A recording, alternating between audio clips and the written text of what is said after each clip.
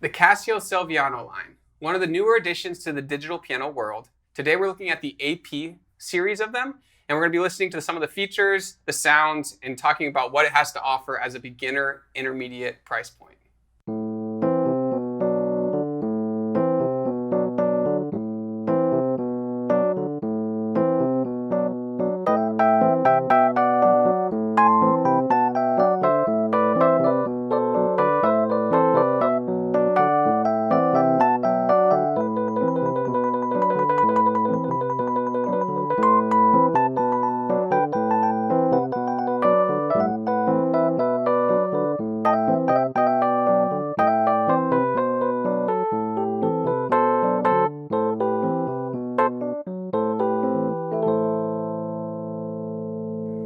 Hi, I'm Ted with Alamo Music Center in beautiful downtown San Antonio, Texas. I'm Patrick Marr. You can find us online at alamomusic.com. If you haven't already, please subscribe to our YouTube channels, sign up for notifications, like our videos, leave us comments. We love to interact with you guys. Today, Ted, we are looking at something really exciting, the Casio Celviano line. I'm thrilled with these, and I'll tell you why. Because they're very affordable, they're perfect for beginners and intermediate players, and I don't know, because it's like pandemic time and everyone's tied up, this is a great thing to put in the house if you have no piano or no keyboard or anything like that. This is an affordable product. I think Casio as a brand kind of carries that momentum with them that, hey, we're going to make something affordable that works. I mean, you think of like the G-Shock watch even. It's like we built something that's going to last, it's going to get the job done, and it's going to be worth the quality. And especially with these Celvianos, it's amazing what they have to offer. So we're looking at 3 of the 4 of the AP line today. They've got some different numbers, and I was trying to figure out why so like on the 270 and 470 that are behind me, and later we're gonna be looking at the 710, but there's a 650 in there. So how those numbers all add up is a little beyond me, but nonetheless, I'm excited to see them today, hear them, play them. Some just really cool technology in them. And the price point, again, in this AP line is going to be somewhere from $1,000 all the way up to about $2,500. This price point is, we're familiar with this price point because almost every piano manufacturer has something to offer here. The Yamaha Arias line, Kawai has the KDP line, and there's Roland. All these people compete at this price point, and it's sometimes hard to differentiate what your offering is at this point. Right. Well, I tied it back when the crew and I were first talking. We came in this morning. I said, this is an exciting video because I know for a fact, I still have my receipt from mid-May 1976. I paid $1,150 plus tax for a Fender Rhodes suitcase piano with 73 keys. So it had an amp and it had, real action in it. And granted, it's a Fender Rhodes, but it only had one sound. And the real reason why I bought that instrument at that time was so I could practice in my bedroom with headphones on. It was about the only keyboard that was near affordable that you could use professionally and still practice on at home. These here, I mean, they play like a great piano. They sound like a piano. They sound like a Rhodes. They got all the different sounds in it. They've built in metronome. All the gimmick stuff I had to buy is all built in. So from a student standpoint, these are amazing instruments. Yeah, they really focus on the offering of, hey, this could be an educational tool here. There's headphones out, you can split the keyboard, you can add fun layering effects, so you can be playing piano and strings. And there's a tremendous amount of growth that this instrument can take you on, a journey in music. It's something that you can really, as a young child, play on, and then as a teenager and as an adult, you can really kind of hone your craft with these. And like you said, make it your own, make it with headphones on. I'm in my room, I'm in my apartment, I'm in a teacher studio. It really kind of allows you to be one with the instrument, and whether that's not bugging other people or them not bugging you, however you want to look at that, I think it's interesting that it's a very connection of technology and of an instrument that's going to give back to you and that you can play with. That's something that they did upgrade on these too, is the action. So talk about the action. Oh, the action is very, very fast. That's what I like about it, is it's great for trills, and that's why I think it's great for beginner and intermediate students, is that the action is consistent across the board, and it just performs like a decent grand or upright piano. Yeah, and so real quick, I wanted to kind of highlight the differences. When I was doing research on these products, it was where do these stack up and why are they in these price points and what is their offering at these price points.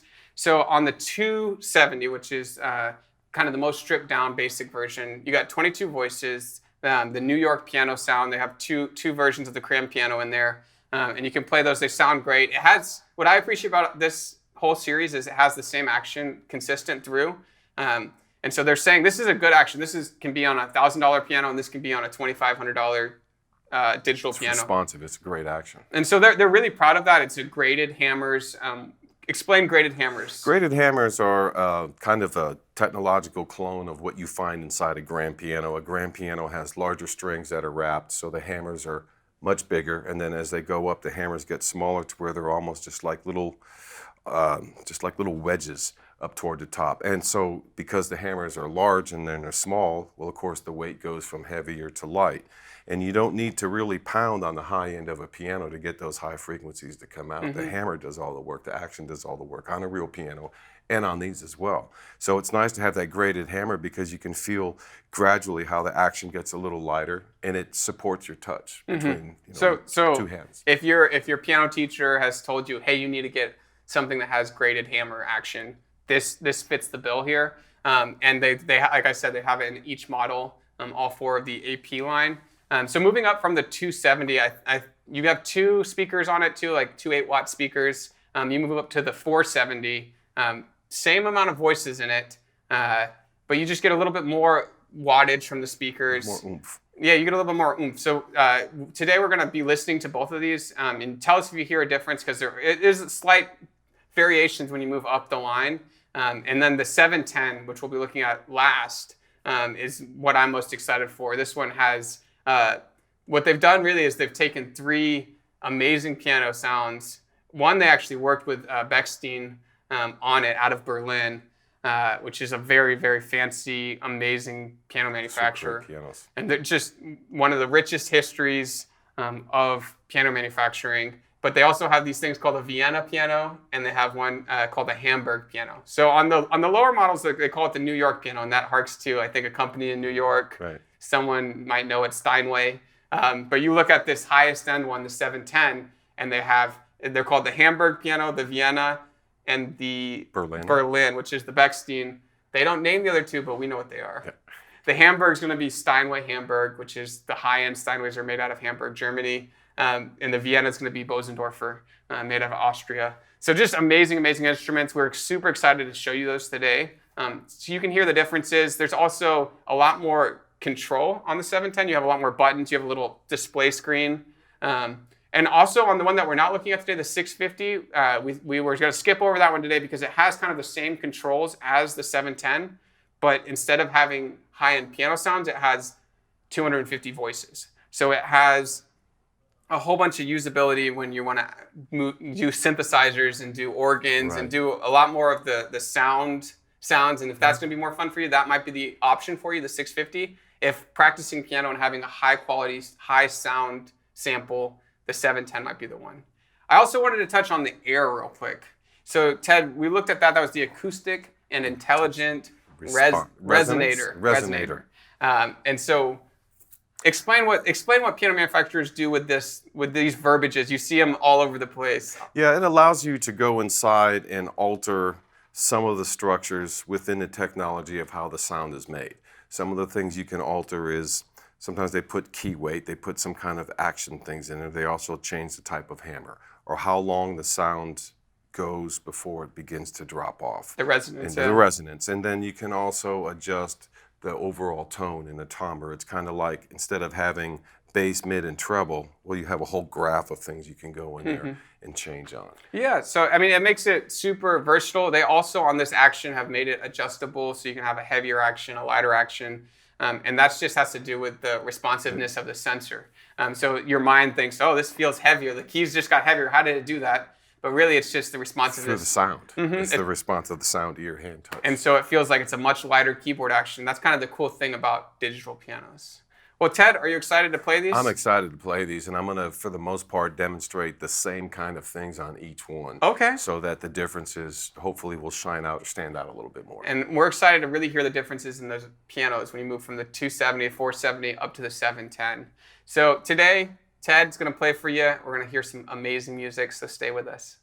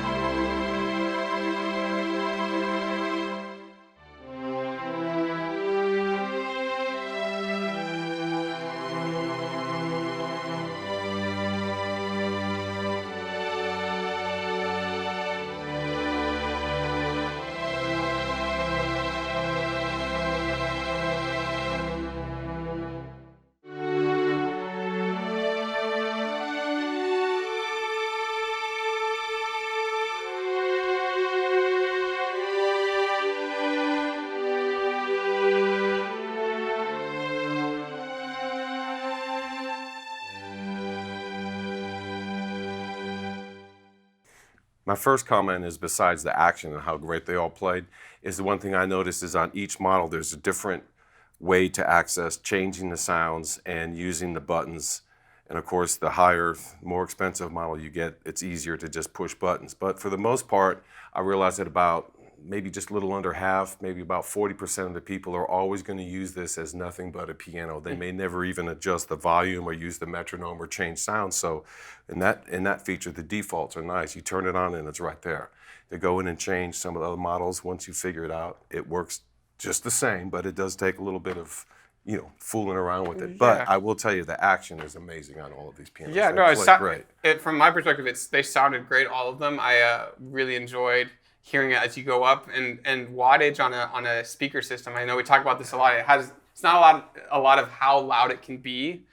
It's how complex and how Rounded the tone gets. How dynamic the tone can be. And so just something to note when you see wattage, when you're comparing models, it's not always about how loud can this instrument get, because you're like, I'm going to use headphones anyways.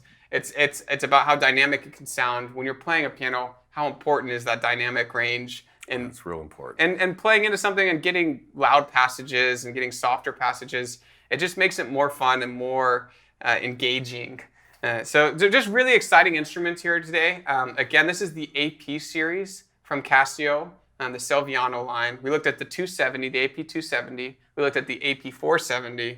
We talked about the AP-650. That one, again, it's going to have a wide range of tones, but kind of falls somewhere between the 470 and the 710. And then the AP-710, which is kind of the platform of the AP line, they have those three amazing pianos on there. Again, it's the Hamburg, the Berlin, and the New York. No, Vienna. Vienna. And the New Yorkers are on the lower end ones. But yeah, those amazing manufacturers, they've spent a lot of time with that air simulation to get string resonance, damper resonance, to get the actual acoustic sound of it into your digital piano. Just an amazing piece of technology. Thank you guys for watching. This is Ted Barcelou. I'm Patrick Marr with Alamo Music. You can find us online at alamomusic.com. If you haven't already, please subscribe to our YouTube channel. We really appreciate it. Leave us some comments. Let us know what you like, what you didn't, what we can do better, and what you'd like to see. We love to interact with you guys. Thank you for watching.